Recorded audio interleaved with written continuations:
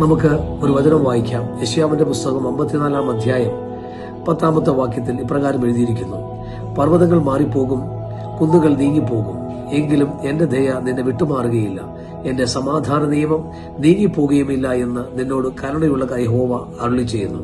എന്നെ കേൾക്കുന്ന പ്രിയപ്പെട്ടവരെ, ഇന്ന് പരിശുദ്ധാത്മാവ് നിങ്ങളോട് പറയുകയാണ്, നിങ്ങൾ ഏതെങ്കിലും വിഷയത്തിന്മേൽ ഭാരപ്പെട്ടിരിക്കുന്നുണ്ടെങ്കിൽ, നമ്മളെ സ്നേഹിച്ച പലരും നമ്മളെ വിട്ടുപോയിട്ടിരിക്കാം, നമ്മുടെ സുഹൃത്തുക്കൾ നമ്മളെ വിട്ടുപോയിരിക്കാം, ഉപേക്ഷിച്ചിരിക്കാം, അകന്നു പോയിരിക്കാം. നമ്മൾ മനുഷ്യരിലല്ല പ്രത്യാശ വെക്കേണ്ടത്. ആരെല്ലാം നമ്മളെ കൈവിട്ടു പോയാലും ഉപേക്ഷിക്കാത്ത കർത്താവ്, ദൈവിക വാഗ്ദത്തം എപ്പോഴും നമ്മുടെ കൂടെയുണ്ട്. അത് നമ്മളിൽ നിന്ന് ആർക്കും എടുത്തു മാറ്റുവാൻ സാധിക്കത്തില്ല. നിങ്ങൾ ദൈവത്തിൽ പ്രത്യാശയുള്ളവരായിരിക്കും തിരുവചനം പറയുന്നു. മനുഷ്യരിലല്ല നമ്മൾ ആശ്രയിക്കേണ്ടത്, മനുഷ്യരിലല്ല നമ്മൾ പ്രത്യാശ വയ്ക്കേണ്ടത്.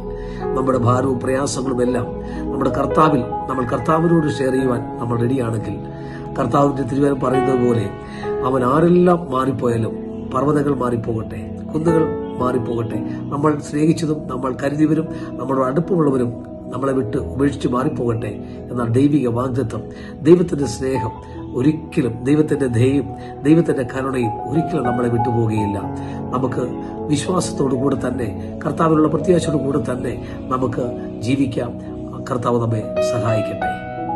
നമുക്ക് പ്രാർത്ഥിക്കാം, കണ്ണുകളെ അടയ്ക്കാം. പരിശുദ്ധ പിതാവേ, ആരെങ്കിലും ഭാരത്തോടെയോ പ്രയാസത്തോടെയോ വേദനയോടെ ആയിരിക്കുന്നുവെങ്കിൽ, കർത്താവേ, അങ്ങ് പറഞ്ഞല്ലോ, ഞാൻ കരുണയുള്ള ദൈവമാണെന്ന്, ഞാൻ ദയയുള്ള ദൈവമാണെന്ന്. നിന്റെ മക്കളുടെ പ്രാർത്ഥനയ്ക്ക് കണ്ണുനീരിന്റെ മറുപടി കൊടുക്കണമേ. അവരുടെ വേദനയിൽ ആശ്വാസമായി ഈ വചനം അവരോട് ക്രിയ ചെയ്യുമാറാകണമേ. മഹത്വം ദൈവം എടുക്കണം. യേശുവിൻ നാമത്തിൽ തന്നെ.